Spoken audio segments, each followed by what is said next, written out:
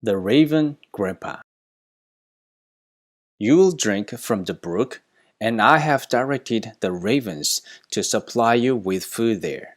So he did what the Lord had told him. He went to the Kerith Raven, east of Jordan, and stayed there.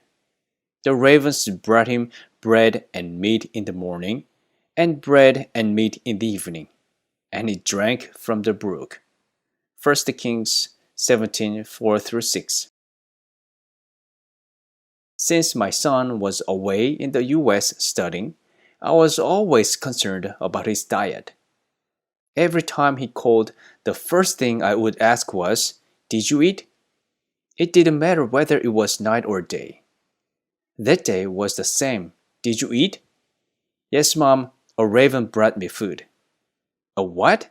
Raven? What are you talking about?" My son explained. His money had run out and he was tired. More than anything, he was hungry.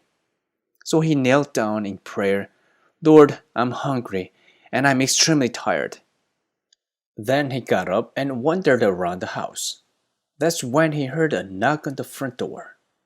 He opened the door to find a white grandpa standing there with a big paper bag. It was full of food.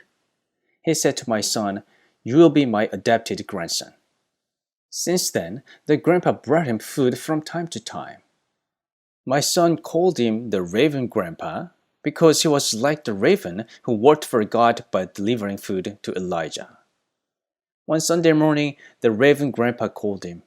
"Hey, grandson, can you help me? I can't move a bit due to a terrible flu." My son gladly ran to the grandpa's house. My grandson is here now, so you're going to work with me. You just need to do whatever I tell you." From early that morning until late at night, the grandpa and my son drove around to pick up food and other life necessities and to deliver them to those in need. Snuggling deep into the passenger seat, he gave my son instructions on how to do everything with his mouth and finger. My son quietly did everything the grandpa ordered him. He finally understood where all the food and beverages the grandpa had been bringing him came from. My son told me I was so tired and I almost knocked out as soon as I got home, but inside I was so happy and content that I felt like I could fly. The Raven Grandpa really taught me how I too can be a raven and flap my wings. My son was overjoyed after having received this invaluable lesson, which can't be taught even by money. Since then, he has done a lot of this work with the grandpa.